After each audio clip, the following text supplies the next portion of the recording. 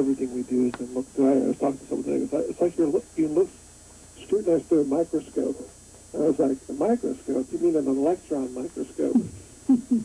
So certainly there's the white noise associated with politics since we filed the case on Pacific Lumber Company, and certainly we're seeing the backlash from our the 215 guidelines. So, I knew early on that there was going to be some issues over the 215 guidelines. When I took office, when we put that in, I didn't realize at the time that we would have a case against Pacific Lumber Company. But then the case came, and we had a statute of limitations to go, so we had to file it.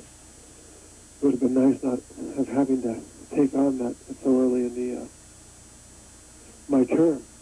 But once we filed that, I knew I was waging a two-front war, and been pretty much the same ever since.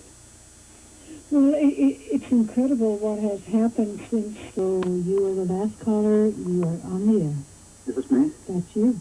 Okay. I've got two quick questions. The first is, in many of the states involved with Pacific Lumber Company, it seems that they're assigned to a small group of judges, and sometimes there's disqualifications, and it takes a while for a judge to be assigned. Hold on a second.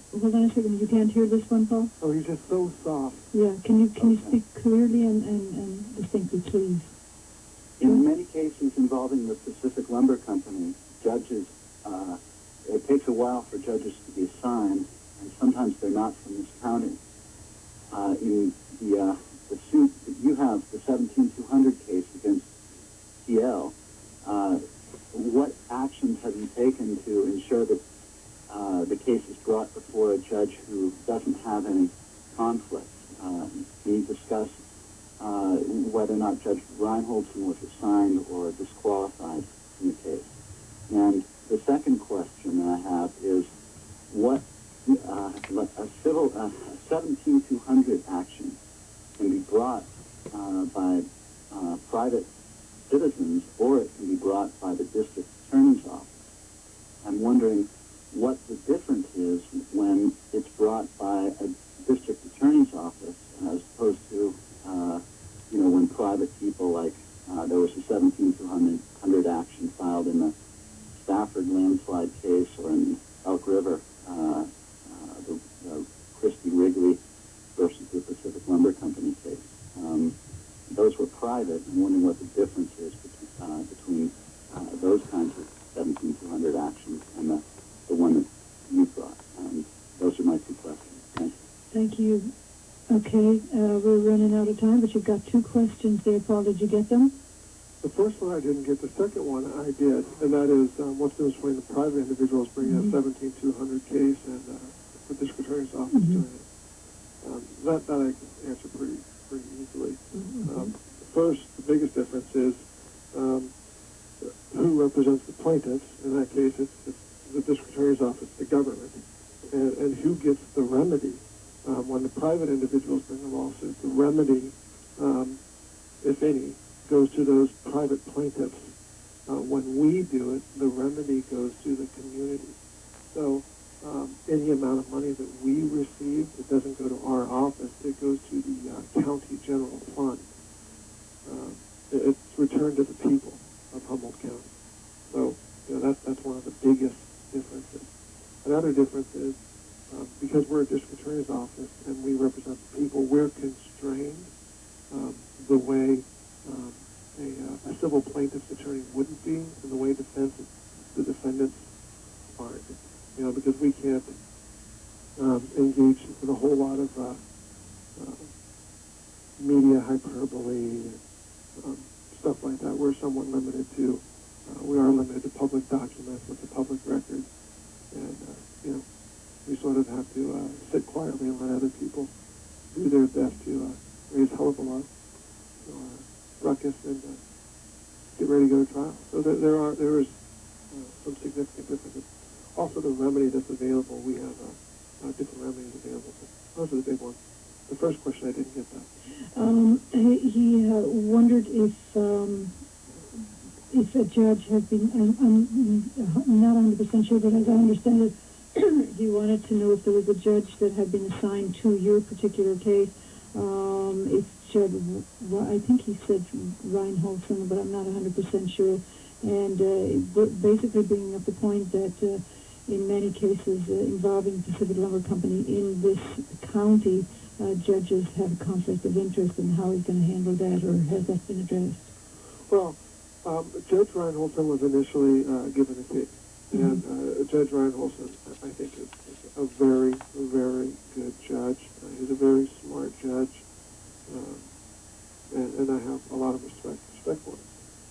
He disqualified himself, I think, just to avoid even the appearance of an impropriety, because he used to be worked for a firm that represented Pacific Lumber Company, or he had represented them in the past.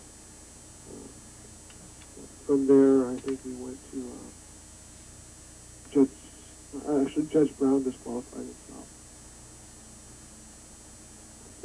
I'm not sure that we didn't disqualify Judge Reinhold. I think Judge Reinhold is a great judge, and I do have a lot of respect for him.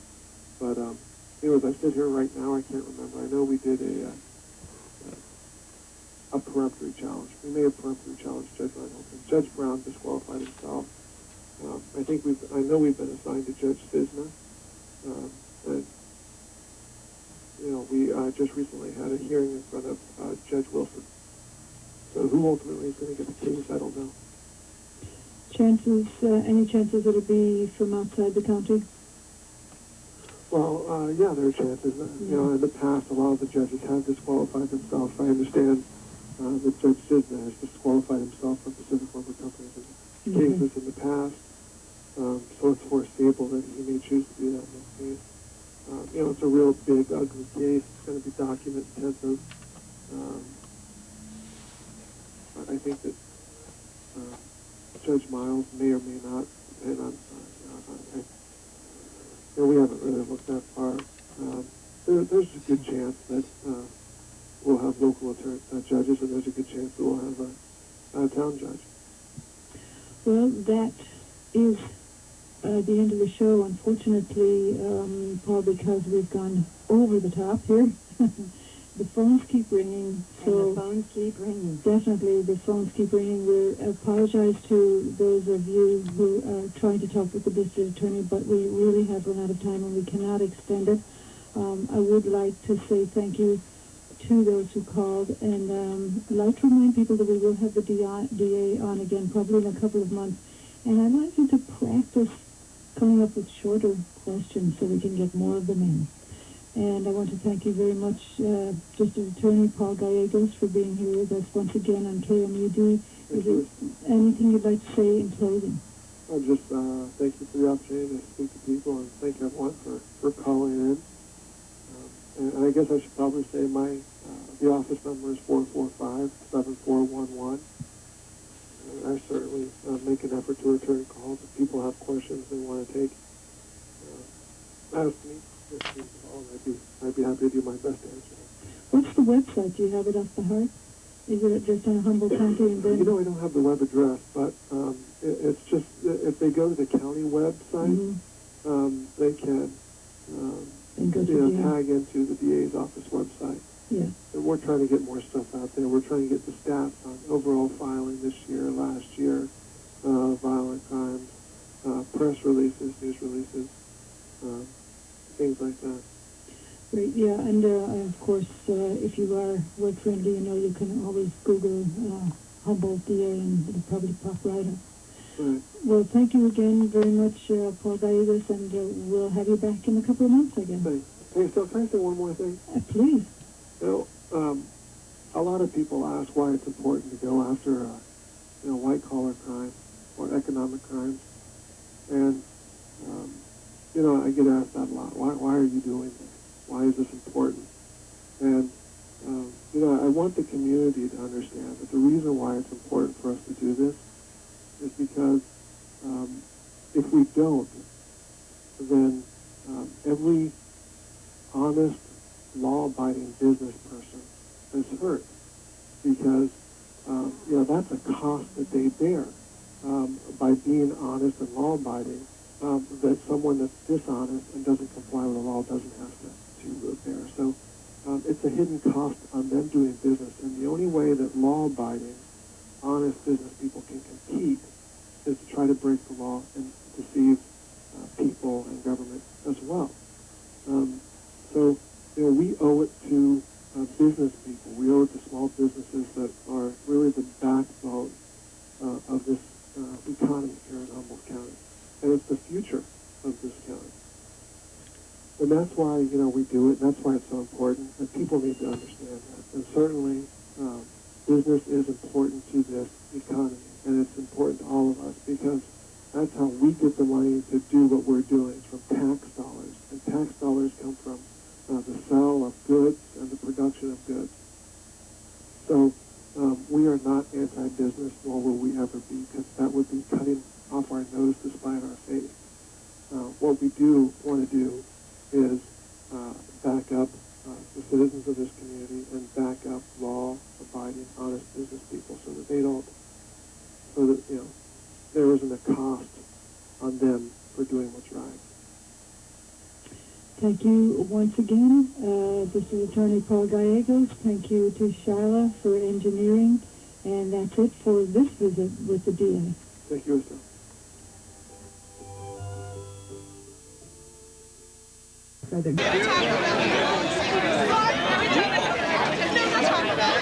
Hand down so you see the